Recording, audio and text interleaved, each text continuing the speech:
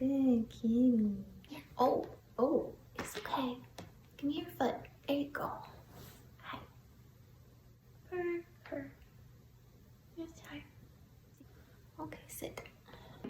Hello there, my name is Amanda May and welcome back to my channel. Today I'm going to be doing the anti-TBR tag. I was tagged to do this by a couple books, thank you couple. I will link his video down below as well as the original video. Honestly, I've seen this tag floating around, but I haven't done it yet because, well, one, nobody tagged me, but that I would do it anyway. But because it's kind of a hard tag for me. But you know, couple called me out and I'm gonna rise to the challenge and give it a shot. Also, if you didn't know, this is my cat, Mistletoe. He's a big love bug. He's purring really loudly right now. So he might be in some of the shots. Or he just might be like the top of his back or something. I'm not gonna make him move. Okay, on to the questions. So question number one is, what is a popular book that everyone loves that you just have no interest in? And this is hard because I'm interested in all the books. I want to read all the books. But I did come up with one. So my answer to this is Illuminae, or the Illuminae Files, that series. Whenever I hear booktubers talk about it, the descriptions that they give just doesn't really capture my attention very well. And I think the fact that it's written in mixed media format just kind of turns me off. I don't know if I would really get into that very easily. Number two is, what is a classic book or author that you don't have any interest in reading? And this one's also really hard because in high school, I was made to read a lot of classics. I was in advanced English classes all throughout high school, and my high school was very big and very big on preparing us for college. So my classes were really hard. So yeah, I've read a lot of classics against my will. Not that I didn't enjoy some of them, but you know, I would rather have been reading fantasy. So I'm kind of all classiced out. But then it's really hard for me to think of classics that I haven't read that I would refuse to read at some point in the far distant future. Maybe anything by Charles Dickens, because I read Great Expectations for school and I didn't finish it because I did not enjoy that book at all. So I'll go with that. I'll go with Charles Dickens. Number three is an author whose books you have no interest in reading. And that was actually pretty easy for me. Stephen King. I really don't have any interest in reading Stephen King novels. I don't like horror, and I think that's mostly what he does, if not the only thing he does. So pass. I'll pass, thank you. Number four is a problematic author whose books you have no interest in reading. And to be honest, I don't really keep up with authors' lives or authors' presence on social media or the internet. I'm really not on social media. I'm on YouTube and I'm barely on Instagram, and that's pretty much it. So anything I know about authors' personal lives or social media lives comes from other booktubers. So I'm gonna take the cop-out answer and go with J.K. Rowling. Any new books? I've already read Harry Potter, but any new books that she writes, like the new children's book or middle grade book, Ichabod or something like that. No interest in reading that. Don't need to pick it up. Number five is an author you read a couple books from and have decided that they're just not for you. Okay, bye cat. And for this, I'm gonna go with Kiera Cass. I read the Selection trilogy and I honestly plan on finishing that series out by reading the next two books that follow the first book's main character's daughter. I'm gonna finish it because I own the books and I'm a completionist. But I just didn't enjoy the Selection as much as I was hoping that I would. It made me really anxious because of all the drama, and I don't need to buy any more of her books, I don't think. I think I'm done with her. Number six is a genre you have no interest in, or a genre that you tried to get into and failed. And this is easy. Horror.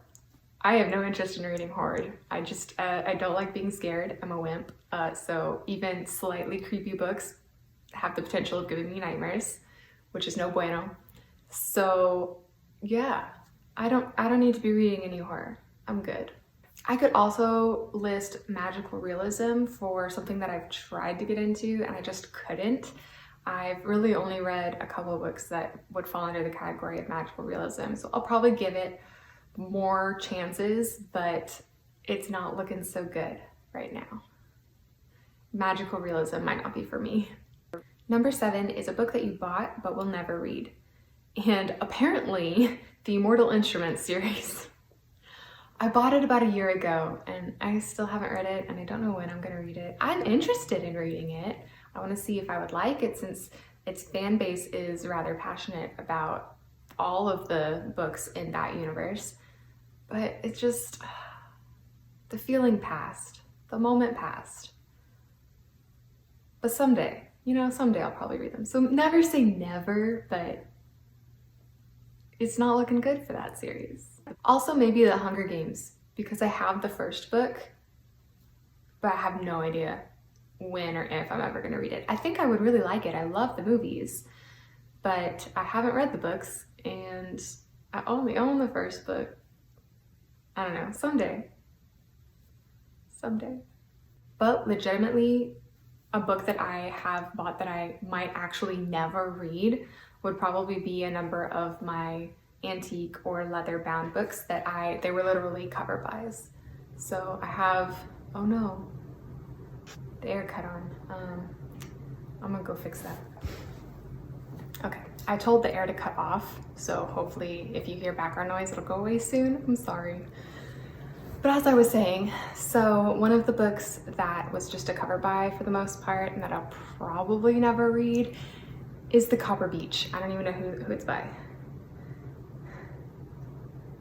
By Maeve Binchy.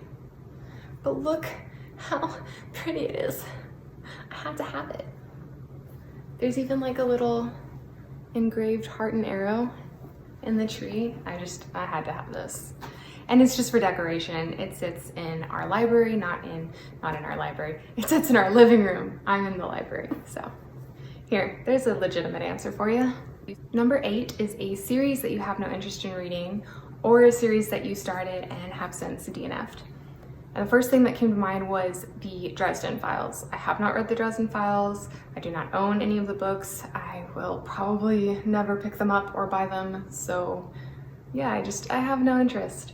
They kind of strike me as more mystery books. I don't know if I'm correct in that, but that's what's in my head. And I really don't care much for mystery books. They don't interest me. Mystery in itself is fine. I like to be kept guessing reading a book, but when the actual genre just is a little hits too close to being a mystery book, I lose interest. Also, to be honest, I don't have all that much interest in Sunlin Ascends.